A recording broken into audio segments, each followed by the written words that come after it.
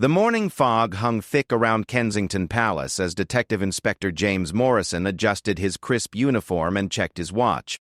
It was barely 6 in the morning, but the palace was already buzzing with activity. Staff members hurried through corridors carrying silver trays and fresh flowers, preparing for what should have been another routine day in the life of the royal family. James had been serving as Princess Charlotte's personal protection officer for 3 years now. At 35, he had dedicated his entire career to royal protection, working his way up through the ranks of Scotland Yard's specialist operations.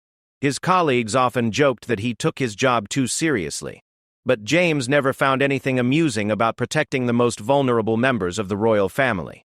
Princess Charlotte, now 8 years old, had become like a daughter to him. He had watched her grow from a shy 5-year-old into a spirited young girl who loved horses, painting, and asking endless questions about everything she encountered. Her bright blue eyes and infectious laughter could light up even the gloomiest palace corridor. This particular morning felt different, though James couldn't quite put his finger on why. There was an unusual tension in the air, whispered conversations that stopped abruptly when he approached, and nervous glances exchanged between senior staff members. Even Mrs. Patterson, the head housekeeper who had worked at the palace for over 20 years, seemed on edge.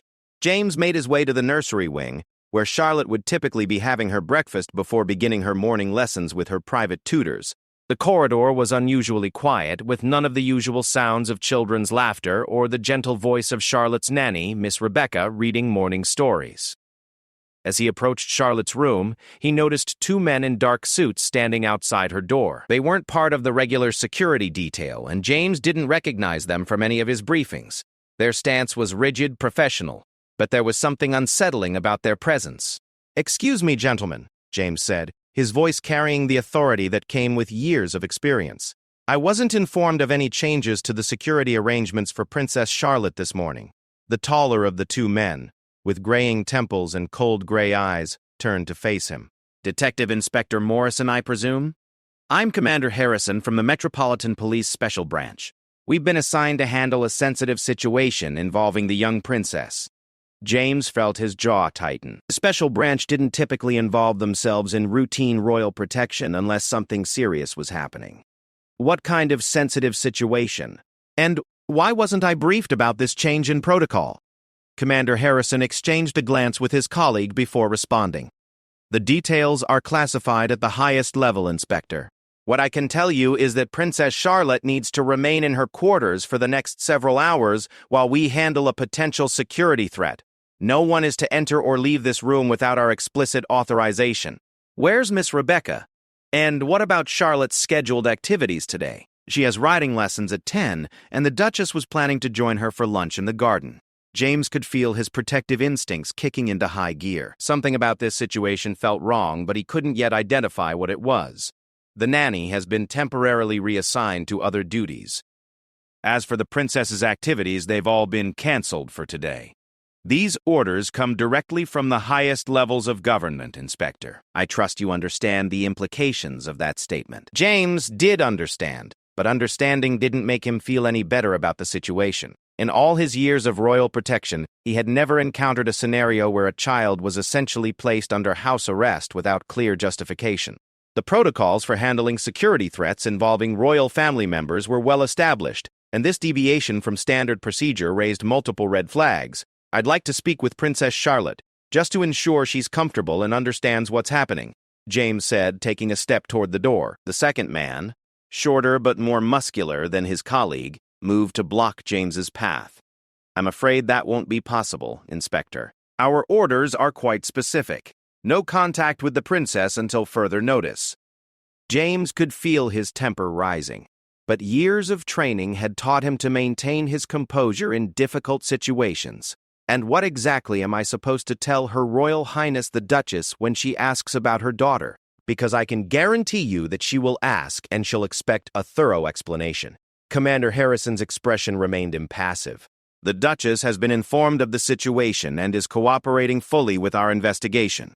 She understands the necessity of these temporary measures." That statement hit James like a physical blow. Catherine, the Duchess of Cambridge, was one of the most devoted mothers he had ever encountered. The idea that she would willingly agree to be separated from Charlotte for hours without a compelling reason seemed impossible to believe. "I need to verify this information through my own chain of command," James said firmly. "I have a direct responsibility to Princess Charlotte's safety and well-being, and I can't simply step aside based on verbal orders from officers I've never met before." Inspector Morrison. Commander Harrison said, his voice taking on a sharper edge, "I understand your dedication to your duties and it's commendable. But this situation is bigger than your individual responsibilities. National security interests are at stake, and we need your cooperation, not your interference." James pulled out his secure phone and began scrolling through his contacts. He needed to reach his direct supervisor, Chief Inspector Williams, who would be able to clarify the chain of command in this unusual situation. But as he tried to place the call, he discovered that his phone had no signal, despite being equipped with enhanced security features that should have worked anywhere within the palace grounds. "Having trouble with your communication device, Inspector?" Commander Harrison asked with what might have been a slight smile. "Unfortunately, we've had to implement some temporary signal dampening measures as part of our security protocols. All communications in and out of this wing of the palace are currently restricted." The pieces of this puzzle were starting to form a disturbing picture in James's mind. Unauthorized personnel, communication blackouts, isolation of a royal child, and claims of cooperation from family members who weren't present to confirm their agreement.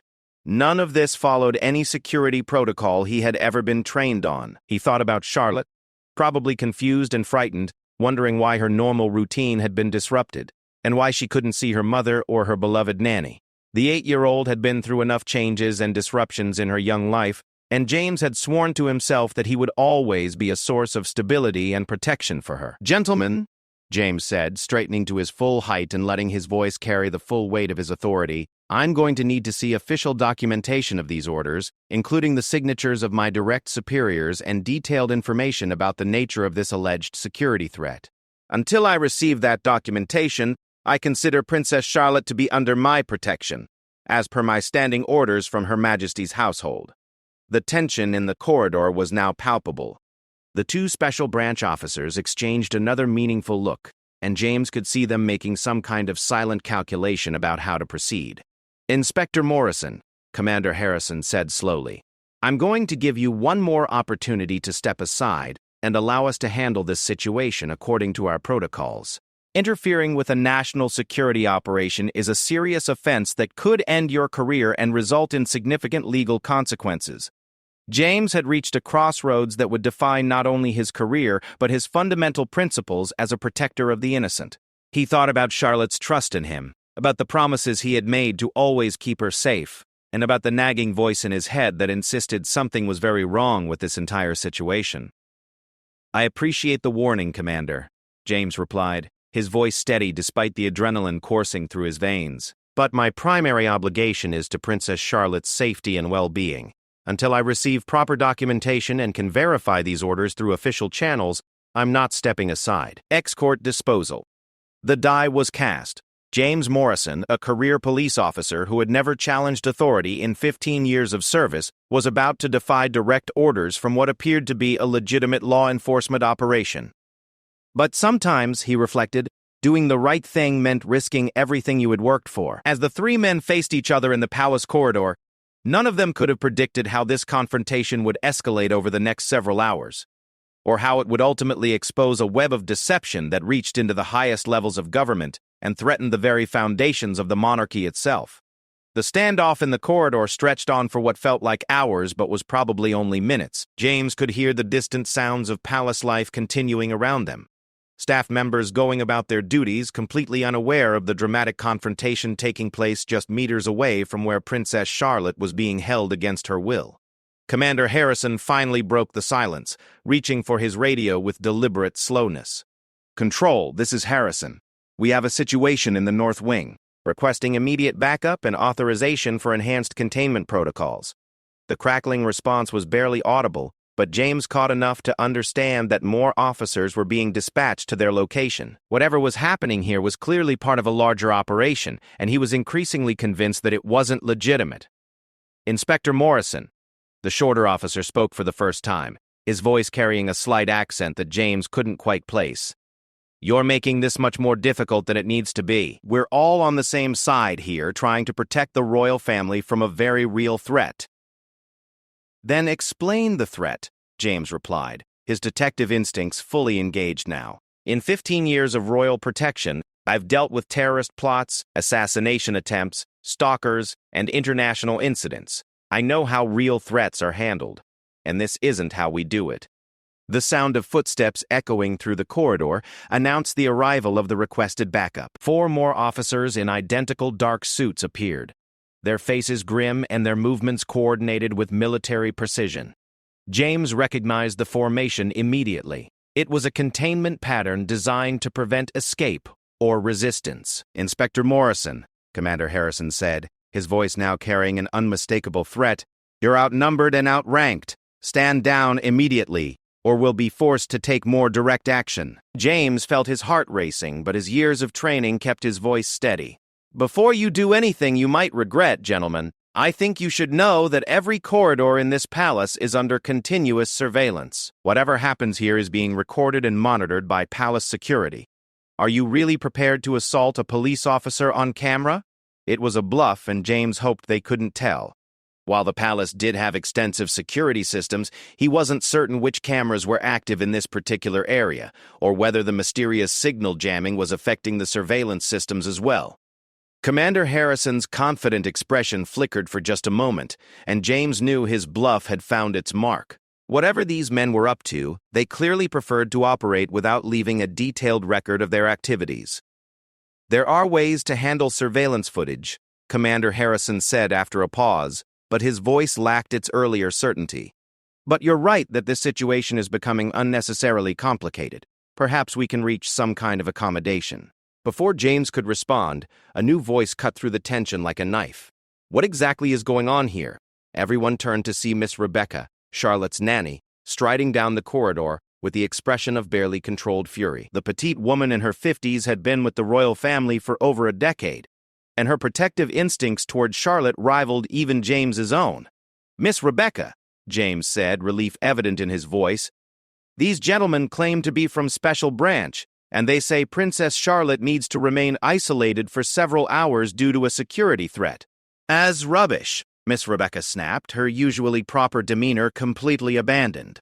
"I've just spoken with the Duchess herself, and she's frantic with worry. She hasn't heard from Charlotte all morning, and no one will tell her what's happening. If there was a legitimate security concern involving the princess, I would have been informed immediately." Commander Harrison stepped forward, his authoritative mask slipping slightly. "Madam, I must ask you to leave this area immediately. This is a restricted zone under emergency protocols." "Emergency protocols, my foot!" Miss Rebecca shot back, her voice rising. "I've been caring for royal children for more than 20 years, and I know every protocol in the book. There is no scenario under which a child would be separated from both her protection officer and her nanny without proper notification to her parents." James felt a surge of hope. Miss Rebecca's arrival and her confirmation that the Duchess hadn't been properly informed proved that his suspicions were correct. This was not a legitimate security operation. "Miss Rebecca," he said quietly, "can you reach the Duchess on your phone? Mine seems to be experiencing some technical difficulties." The nanny pulled out her mobile device and frowned at the screen. "That's odd. I'm not getting any signal either." "But that's impossible. These phones are designed to work throughout the palace." "Signal jamming," James explained. "They've cut off all communications in this wing of the palace." The implications of that statement hung heavy in the air. Signal jamming was an extreme measure that would only be employed in the most serious security situations, and it would require authorization from the very highest levels of government. The fact that it was being used to isolate a single child raised alarming questions about the true nature of this operation. One of the backup officers, clearly growing impatient with the prolonged discussion, moved closer to James. "Sir, we really need to resolve this situation quickly. Our window for completing the operation is limited." "What operation?" James demanded. "You still haven't explained what exactly you're trying to accomplish here, or why it requires keeping an 8-year-old girl isolated from everyone who cares about her." Commander Harrison shot a sharp look at his subordinate, clearly annoyed that too much information had been revealed. The specifics are classified, Inspector. What matters is that we have our orders, and they must be carried out. Miss Rebecca moved closer to Charlotte's door, her maternal instincts overriding any concern for her own safety. "Princess Charlotte," she called softly. "It's Miss Rebecca." "Are you all right in there, sweetheart?" A muffled voice responded from behind the door, and James felt his heart break at the sound. Charlotte's voice was small and frightened, nothing like her usual confident chatter. "Miss Rebecca? Why can't I come out? The men said I have to stay in my room, but they won't tell me why. Where's Mummy?" "She's coming soon, darling," Miss Rebecca called back, shooting a defiant look at Commander Harrison. "Just be patient a little while longer."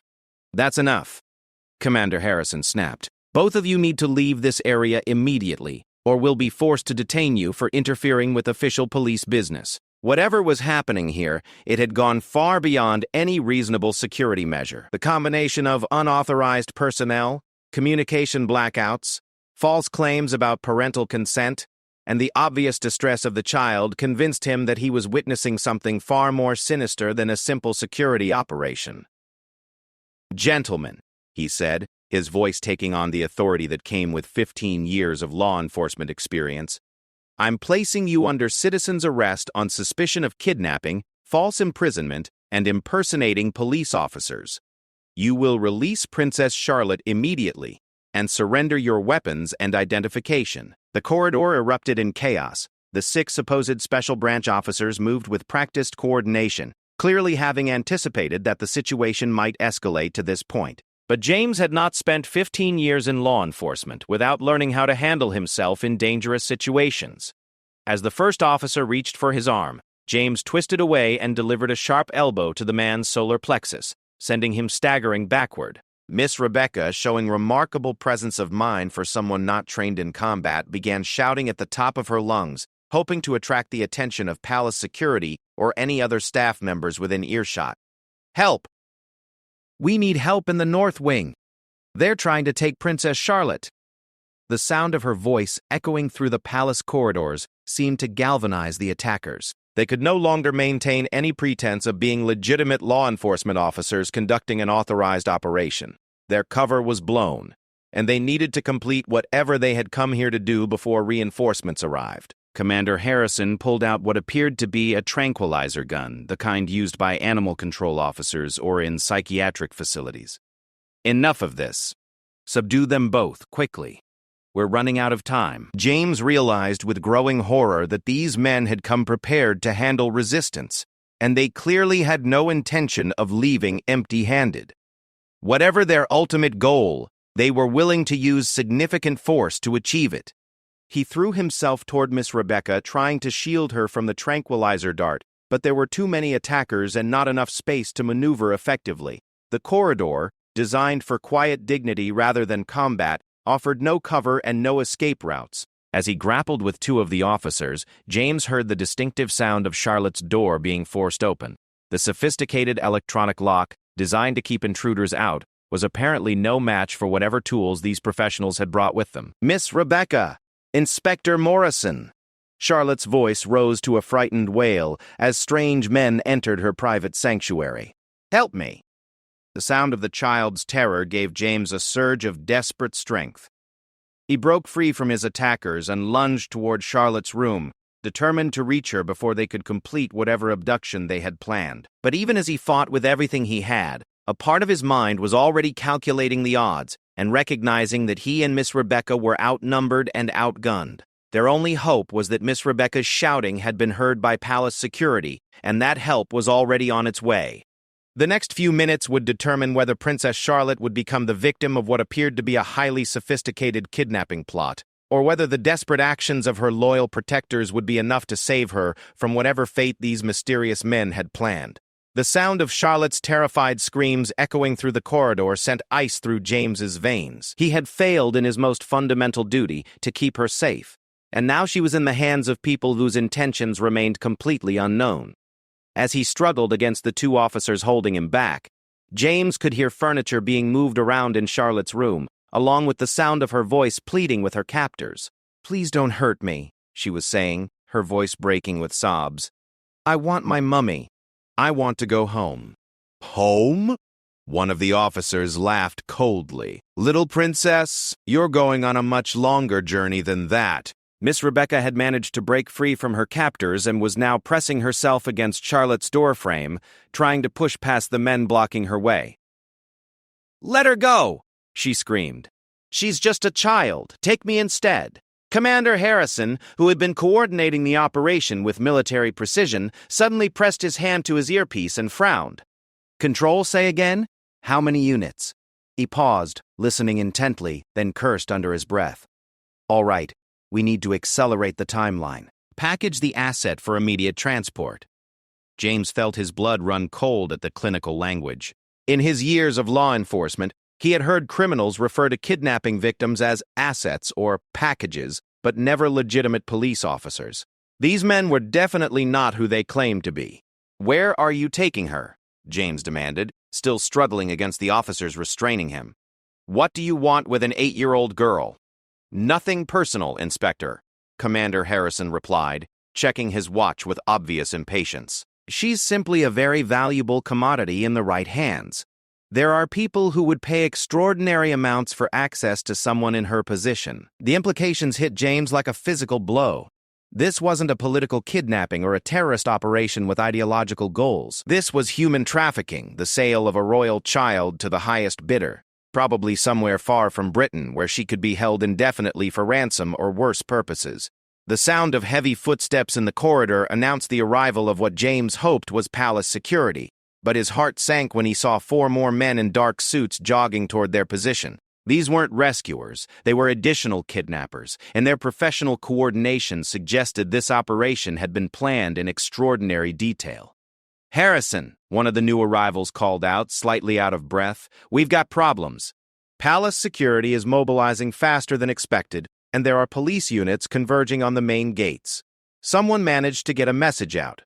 James felt a flicker of hope. Despite their signal jamming and careful planning, word of the crisis was somehow spreading beyond the isolated north wing of the palace. But he also knew that help might not arrive in time to prevent Charlotte from being taken off the palace grounds. "How long do we have?" Commander Harrison asked, his calm demeanor finally showing signs of stress. 5 minutes, maybe less.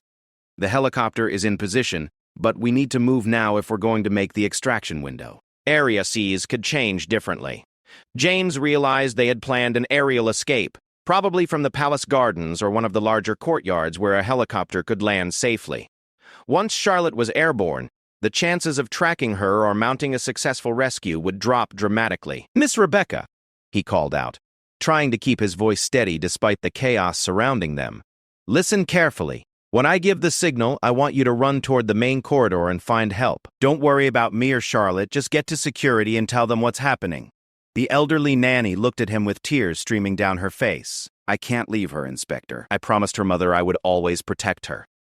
"The best way to protect her now is to make sure the authorities know exactly what's happening and who's responsible. Please, Miss Rebecca, I need you to be brave for Charlotte's sake."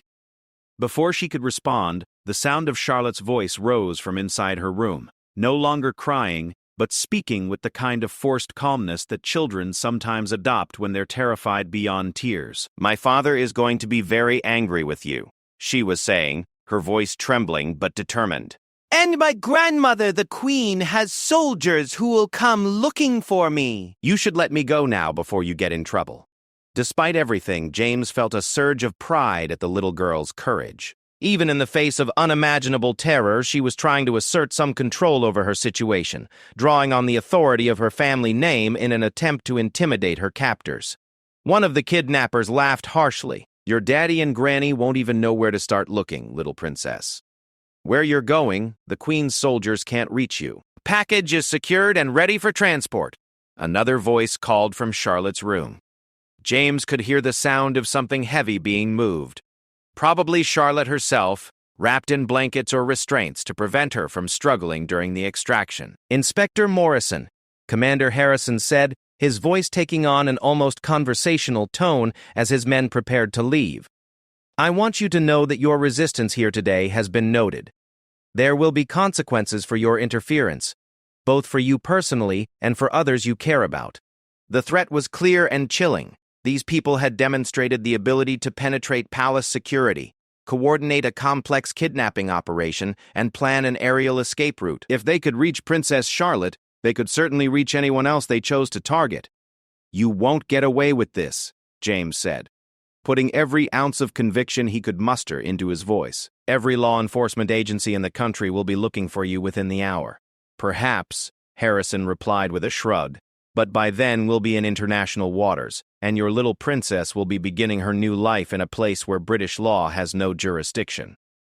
The casual way he discussed Charlotte's fate, as if she were a piece of cargo rather than a living, breathing child, filled James with a rage so pure and intense that for a moment he forgot about his own safety. With a surge of adrenaline-fueled strength, he broke free from his captors and lunged toward Charlotte's room. He managed to take down one of the kidnappers with a tackle that sent both of them crashing into the ornate wallpaper, but there were simply too many of them.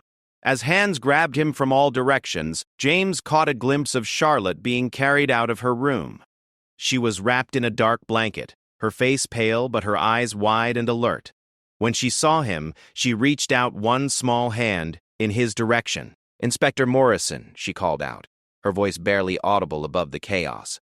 "Tell Mummy I love her." The sight of that small hand reaching for help, and the sound of Charlotte's brave message to her mother, broke something inside James's chest. He had failed her completely, and now she was being taken to face an unknown and terrifying future. "I'll find you," he called after her, his voice cracking with emotion. "I promise I'll find you, Charlotte. Don't give up hope."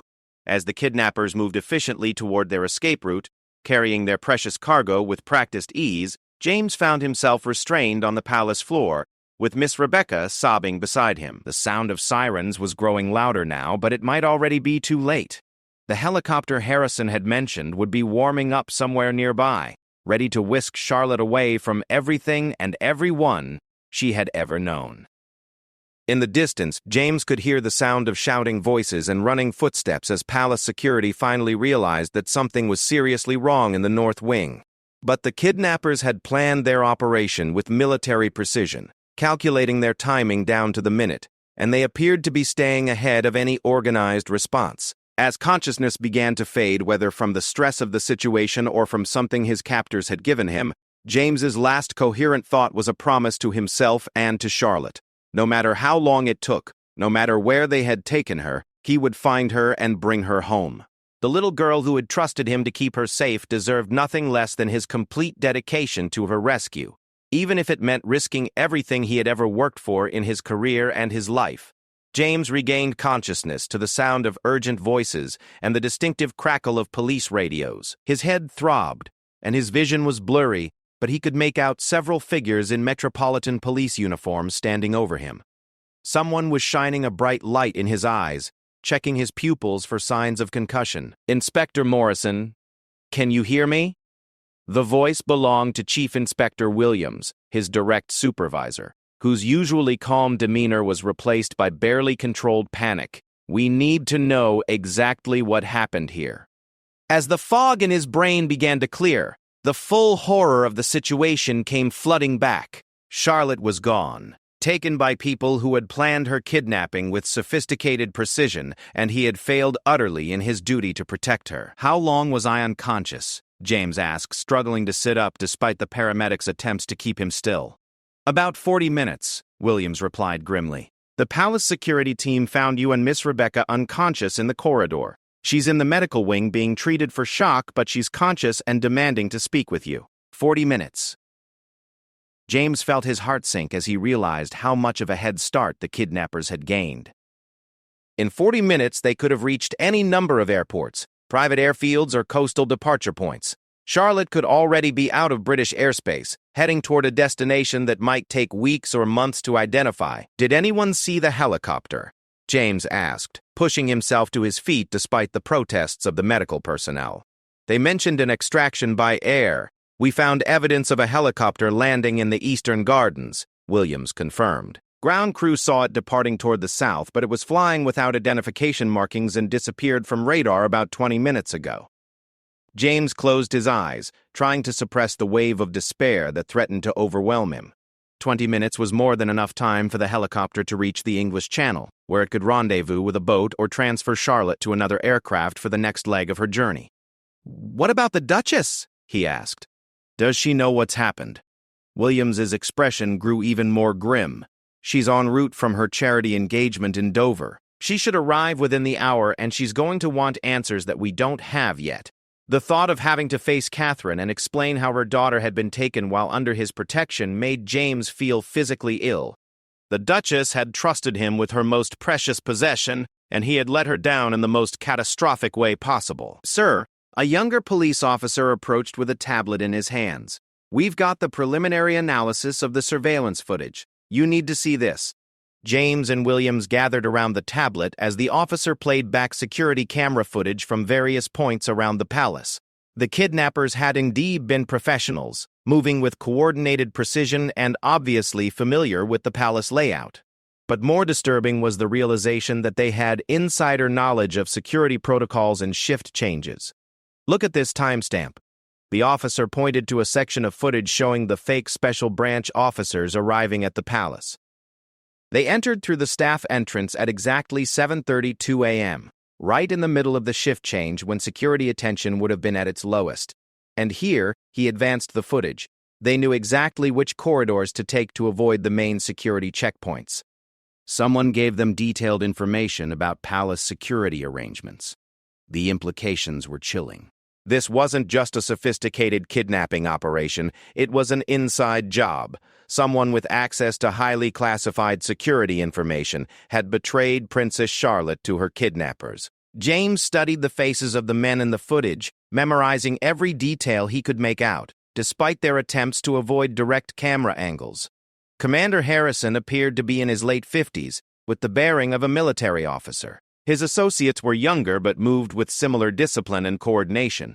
"We need to run these faces through every database we have," James said, his detective instincts taking over despite his emotional turmoil. "Military records, police files, private security companies, international criminal databases. These men are professionals, which means they've probably operated before." "Already in progress," Williams confirmed. "But James, I need to tell you something else. Word of the kidnapping is starting to leak to the media. We've got reporters gathering at the palace gates, and social media is exploding with rumors."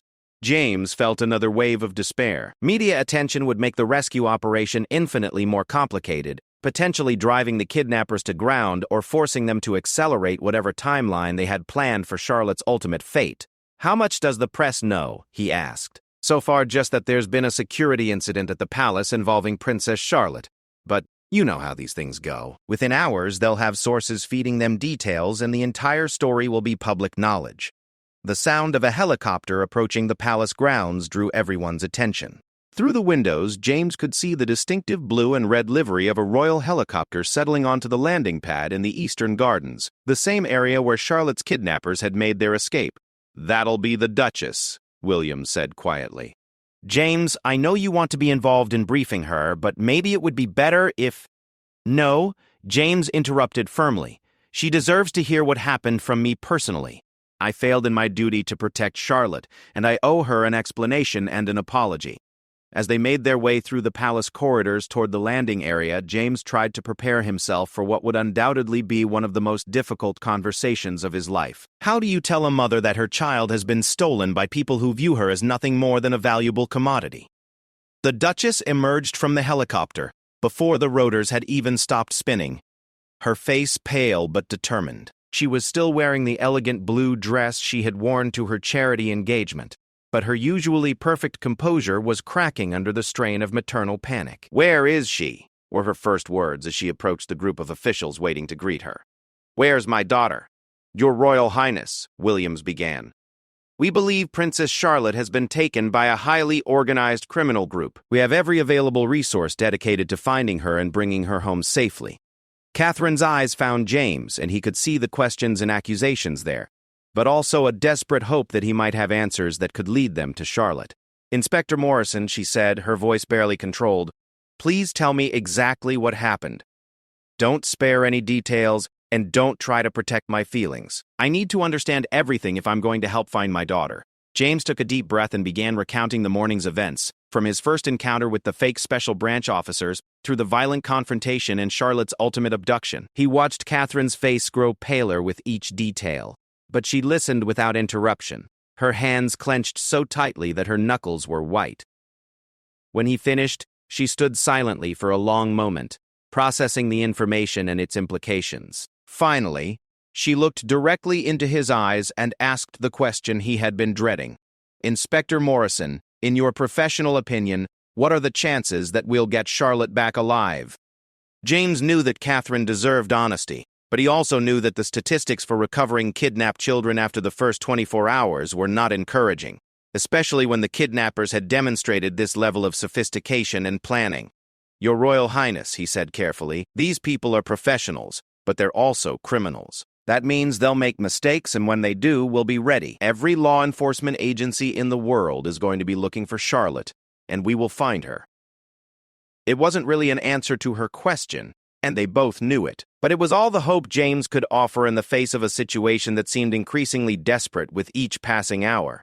As the sun began to set over London, casting long shadows across the palace grounds, James realized that the real work was just beginning. Somewhere out there, Princess Charlotte was beginning what might be the most terrifying experience of her young life, and the people responsible for her safety had less than 18 hours before the critical first-day window closed. The hunt for Princess Charlotte had begun, and failure was not an option that James was prepared to consider. The emergency command center established in the palace's east wing hummed with urgent activity as dozens of law enforcement professionals worked through the night. Computer screens displayed satellite imagery, flight tracking data, and facial recognition results from security cameras across London. The air was thick with tension and the constant chatter of radio communications from search teams deployed across the country. James sat at a workstation surrounded by photographs, witness statements, and intelligence reports, his eyes burning from hours of analysis, but his determination unshaken. Sleep was impossible when Charlotte was somewhere out there, probably terrified and wondering why no one had come to rescue her yet. Chief Inspector Williams approached with a fresh cup of coffee and a grim expression. "We've got a positive identification on Commander Harrison," he said, sliding a police file across the desk. "Real name is Marcus Kellerman, former Special Air Service, dishonorably discharged 3 years ago for involvement in a private military contracting scandal." James studied the photograph and military records. Kellerman had been a highly decorated soldier before his fall from grace, with expertise in covert operations and hostage extraction. The skills that had once served his country were now being used to terrorize an innocent child. "What about his associates?" James asked, flipping through additional photographs that had been enhanced from the palace security footage. 2 of them are also ex-military. Another is former police. All of them have experience in personal protection and tactical operations. This isn't some random criminal gang, James. These are professionals who know exactly what they're doing. The implications were sobering. Kellerman's team wouldn't make amateur mistakes or leave obvious clues. They would have planned multiple contingencies and backup escape routes. Most importantly, they would know that their window for negotiating Charlotte's release or sale was limited before the full weight of international law enforcement made their situation untenable. "Any word from the forensic analysis of Charlotte's room?" James asked, hoping that the kidnappers might have left behind some trace evidence that could provide a lead. Williams shook his head.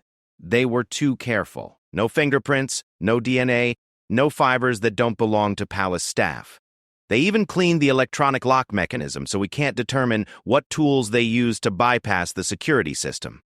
A young intelligence analyst approached their workstation with a tablet displaying what appeared to be maritime tracking data.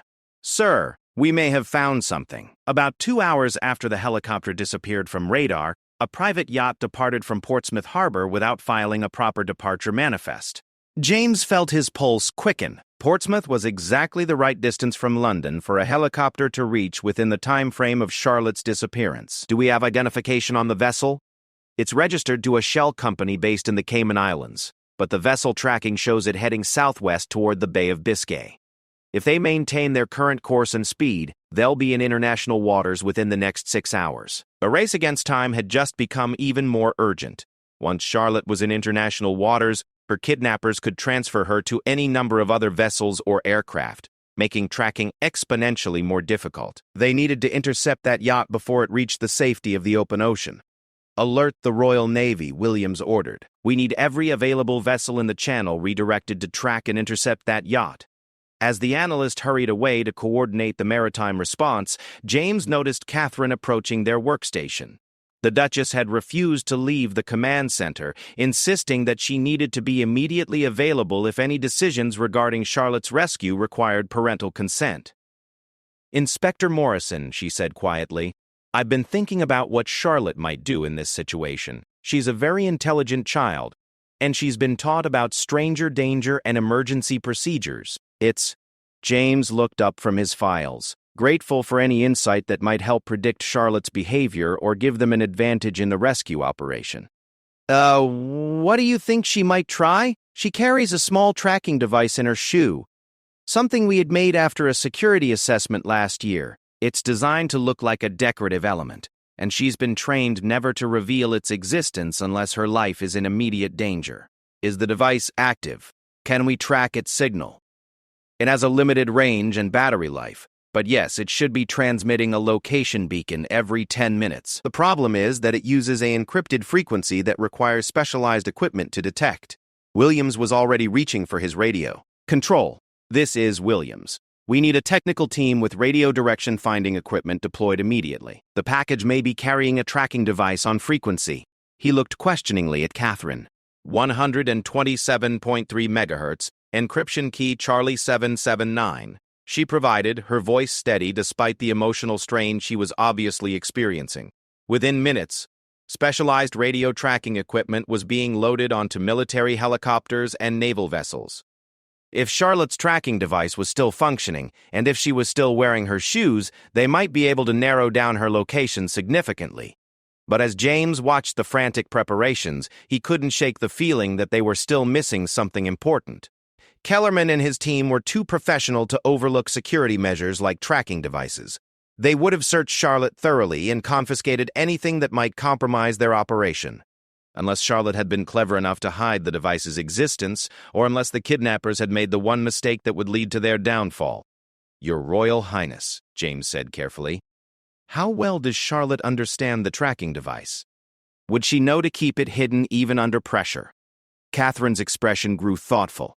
"We practiced emergency scenarios with her, including situations where she might be separated from her protection officers. She's been taught to preserve any advantage she might have, even if it means enduring temporary discomfort or fear." The image of 8-year-old Charlotte, frightened but still thinking strategically about her situation, filled James with both pride and heartbreak. If anyone could survive a kidnapping with her wits intact, it would be Charlotte. But she was still just a child, and her courage could only sustain her for so long. A commotion at the main communications desk interrupted his thoughts. One of the radio operators was gesturing frantically, and several senior officers were converging on his position. "Signal contact," the operator announced to the room. "We're receiving intermittent transmissions from the tracking device. Location appears to be approximately 40 nautical miles southwest of Portsmouth, moving at consistent speed toward deeper water." The yacht. Charlotte was on the yacht, and she was still wearing her tracking device. For the first time since the kidnapping began, James felt genuine hope that they might be able to mount a successful rescue operation. "How long until the naval vessels can reach that position?" Williams demanded. "HMS Defender is the closest," came the reply from the Maritime Coordination Desk. "They can intercept in approximately 90 minutes if they maintain maximum speed." It seemed both like an eternity and like no time at all, long enough for anything to happen to Charlotte, but perhaps short enough to prevent her from disappearing forever into the international criminal underworld. Catherine moved closer to the communications desk, her face pale but determined. "When your people board that yacht," she said to Williams, "they need to understand that Charlotte may be in shock or may not recognize them immediately as friendly forces. She's going to be terrified, and she'll need gentle handling. We'll have child psychologists and medical personnel standing by," Williams assured her. "Our primary concern is getting her back safely." As the rescue operation swung into high gear, James found himself thinking about the promise he had made to Charlotte as she was being carried away by her kidnappers. He had sworn to find her, and now, Thanks to her own cleverness and courage, they might actually be able to keep that promise. But he also knew that the next 90 minutes would be the longest of his life. Somewhere out there on the dark waters of the English Channel, Princess Charlotte was waiting for rescue, trusting that the people who cared about her would not abandon her to an uncertain fate.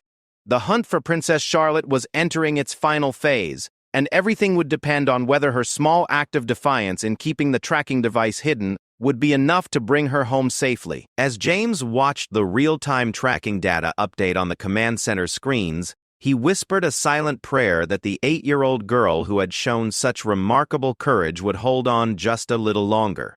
Help was coming, and this time he would not fail her.